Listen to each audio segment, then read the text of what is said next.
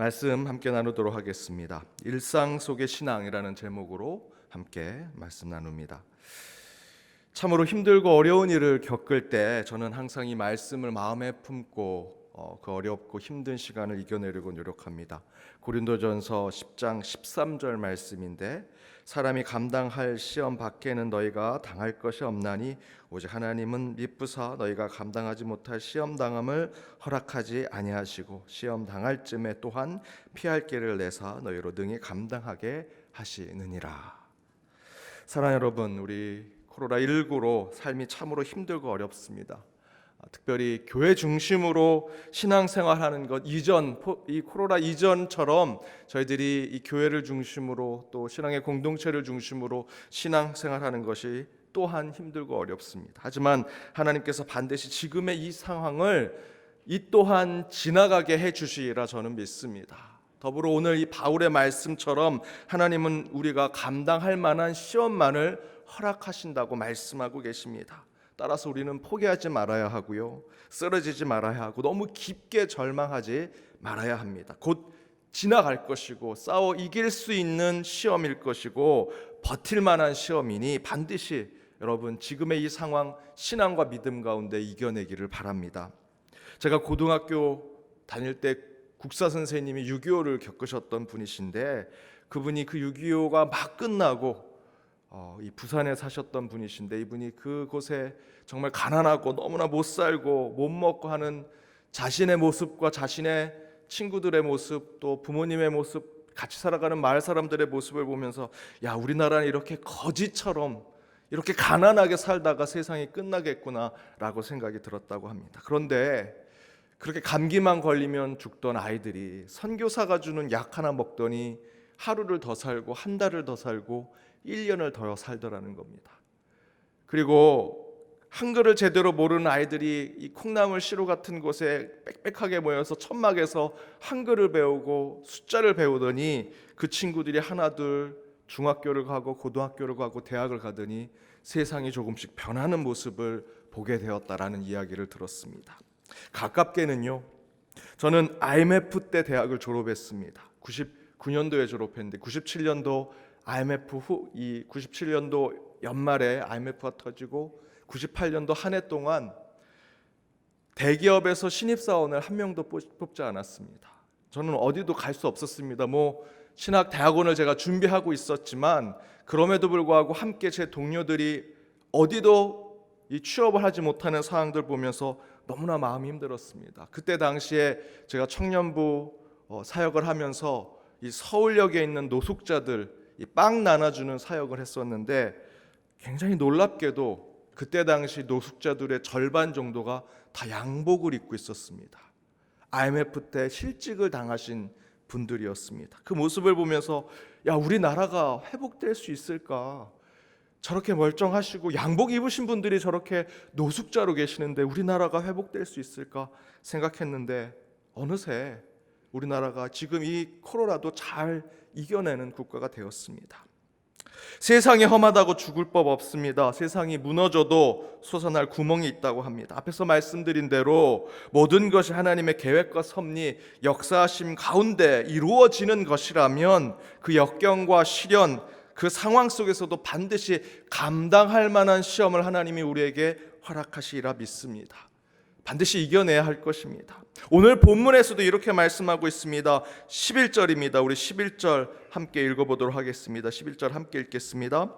내가 오늘 내게 명령한 이 명령은 내게 어려운 것도 아니요 먼 것도 아니라. 하나님의 명령, 하나님의 율법은 어려운 것도 멀리 있는 것도 아니라고 말씀하고 있습니다. 지금 우리의 삶에 적용한다면 우리가 살아가는 하나님께서 인도하시는 우리의 삶도 겉으로는 힘들어 버리고 어려워 보여도 막상 살아가 본다면 결코 어렵고 멀리 있는 것이 아니다라는 것입니다. 그러면서 오늘 본문에 보니 12절 앞부분에 하늘에 있는 것도 아니라고 이야기합니다. 13절의 앞부분에는 바다 밖에 있는 것도 아니라고 증거하고 있습니다.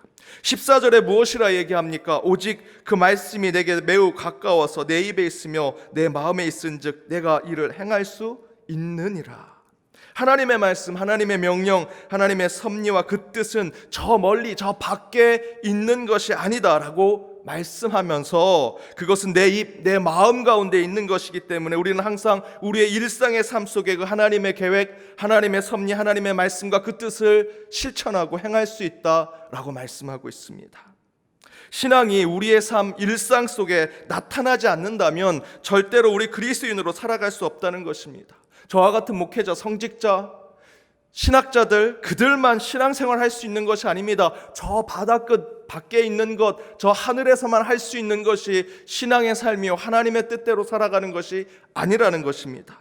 바다 너머 하늘 위에 있는 것이 아니라 우리의 삶 속에, 우리의 일상 속에서 경험되어지는 것이 하나님의 말씀이요 하나님의 율법이, 하나님이 우리에게 주신 섭리와 뜻이라고 말씀하고 있습니다.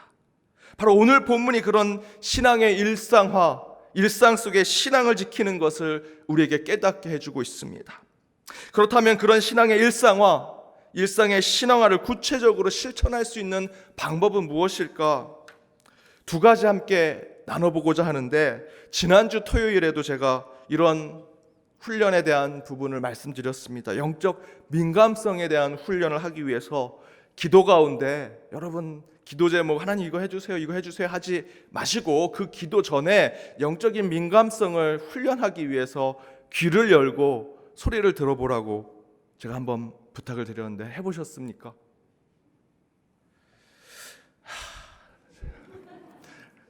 여러분 설교가 너무 이론적이다, 구체적이지 않다 말씀하지 마시고요. 제가 부탁드리면 좀 한번 해보시면 참 좋습니다. 그 훈련 하시면 지난주 안 오신 분들이 혹시 계실까 제가 말씀드리면 기도 훈련 가운데 침묵하시면서 귀를 열고 소리를 들어보시는 겁니다. 제 옆사람이 기도하는 기도 내용을 들으라는 것이 아니라 기도 소리를 들어보고 가까운 곳에서부터 그 소리가 들리는 영역을 점점점 넓혀 가보는 것이죠. 나중에는 이 교회 벽 바깥에 있는 소리까지 들으려고 노력하면 들립니다. 그렇게 우리의 귀에 민감한 것을 계속해서 훈련하면 여러분의 영성도 민감해하는 훈련을 할 수 있다라는 것이죠. 여러분 꼭 제가 설교 중에 구체적인 부탁을 드리면 그것을 한번 실천해 보시기 바랍니다. 오늘 저희들이 함께 일상 속에서 내 신앙을 다시 한번 회복할 수 있는 방법은 무엇일까? 두 가지를 함께 나눠보고자 합니다. 첫 번째는 기도 훈련, 일상 속에 기도 훈련을 하는 것입니다. 기도 열심히 하다 보면 다른 생각이 날 때가 있습니다. 그러면 그때 저희들은 이렇게 생각합니다. 기도 열심히 하다가 갑자기 다른 내 가족 또는 내 친구, 보통은 그런 생각들을 많이, 가스불을 내가 끄고 왔는가, 혹시 여러분 주차하신 분들 내가 깜빡이 틀어놓고 그냥 온 거 아닌가, 이런 생각들 기도 중에 갑자기 날 때가 있습니다. 근데 여러분 그런 생각이 나면 저희들은 귀신이 내 기도를 방해하는구나, 사단아 물러가라, 기도에 집중하게 해주십시오라고 기도하지만, 물론 그렇게도 기도하셔야 하지만 혹시 기도 중에 다른 생각이 나면 그것을 잘 기억해두고 기록해 두시기 바랍니다. 특별히 침묵으로 기도하다 보면 반드시 기도가 집중되지 아니하고 다른 곳으로 흘러갑니다. 저희는 영성 기도 훈련에 이것을 분심이라고 합니다. 마음이 갈라지는 거죠. 근데 그 분심되는 것을 사단이 내게 주는 것이라 생각하지 마시고 다 기록해 두십시오. 여러분 마음속에서 나오는 겁니다. 내 옆 사람이, 기도하는 사람이 갑자기 야 너 오늘 가스 불 끄고 왔니? 라고 물어보지 않습니다. 여러분 마음속에서만 기도하다가 그런 생각이 납니다. 그것은 곧 하나님께서 그 기도 가운데 지금 다양한 생각을 주시는 겁니다. 왜 내가 기도에 집중하고 있는데 왜 이런 분심이 생겼을까? 다른 생각을 하게 하셨을까? 왜 기도에 집중되지 않았을까? 그것을 계속해서 기도하고 또 그것을 기록하고 메모해두고 나중에 가서 그것을 모아서 살펴보면 내 기도를 방해하는 흐름이 있습니다. 내 안에, 내 마음속에, 내 영성 가운데 내 기도를 계속 다른 곳으로 이끄는 것을 발견하게 됩니다. 여러분 기도하는 것에 내 리스트, 내가 갖고 있는 기도 리스트만 기도하지 마시고요. 그 기도 가운데 혹시 잘못된 길로 가는 것도 메모를 해두셔야 합니다. 그리고 왜 나는 기도에 집중을 하지 못하는가? 왜 이런 마음이 생기는가? 왜 하나님이 나에게 이렇게 기도 가운데 개입하시고 섭리하시는가? 좋은 것만 섭리하시고 개입하시는 것이 아닙니다. 때로는 분심도 주시고 다른 생각도 주십니다. 왜 그 생각을 주셨을까? 여러분 생각하셔야 합니다. 두 번째는 선택 훈련 가운데 일상 속 신앙을 다시 한번 훈련해 보는 겁니다. 하루를 날을 잡아서 아침에 일어나서 하루를 시작하면서 모든 결정할 때 1초, 길게는 5초 정도 기도합니다. 하나님, 어떻게 할까요? 하나님, 오늘 나가는데 처음 만나는 사람과 어떻게 인사할까요? 안녕하세요라고 인사할까요? 건강하세요라고 인사할까요? 모든 결정할 때, 모든 선택 가운데 앞부분에 먼저 여러분이 기도하시는 겁니다. 이거는 리차드 포스터라고 하는, 기도라고 하는 책을 쓴 리차드 포스터 목사님이 하셨던 겁니다. 여러분 아시는 것처럼 리차드 포스터 목사님은 1만 번 응답을 받았다라고 얘기하시는데, 그렇게 받았던 것이 여러분 기도 리스트, 아주 중대한 기도 리스트를 1만 번 받은 것이 아니고요, 일상 속에 아주 작은 것 기도하신 것에 응답받은 것을 이야기합니다. 그렇게 1초 또는 5초 전에 내가 어떤 일들을 선택하고 결정하기 전에 기도하면서 하루를 살아가면서 그것을 계속 메모해 두는 겁니다. 그리고 여러분 그것을 일지처럼 보시면 하나님께서 내 삶의 선택의 방향을 어떻게 이끄시는지 여러분 깨닫게 되십니다. 하루 이틀에서 되는 것은 아니고요, 여러 번 반복하면 한 달쯤 지나서 그것을 쭉 펴놓고 보면 하나님이 내가 선택과 결정 앞에서 어떤 길로 가길 원하셨고 어떻게 결정하길 원하셨는지를 깨닫게 된다라는 것입니다. 이런 훈련의 목적은 다른 것이 아닙니다. 여러분 기도하고 예언의 은사를 받으라고 하는 것이 아닙니다. 하나님이 항상 우리의 일상의 삶 속에 함께 계심을 깨닫기 위함입니다. 사랑하는 여러분, 하나님이 우리에게 주신 그 어떤 신앙의 삶도 저 멀리 바다 끝에 산에 하늘 위에 있는 것이 아닙니다. 바로 저와 여러분이 살아가는 삶 언저리에 항상 하나님의 뜻과 계획, 하나님의 섭리하심과 이끄심이 우리의 삶 가까이 있음을 우리는 깨달아야 합니다. 따라서 여러분, 하나님을 저 멀리 저 밖에서 찾지 마시고 항상 내 삶의 주변에, 내 일상의 삶 가운데 내 가까운 곳에 계신 하나님을 찾으시기 바랍니다.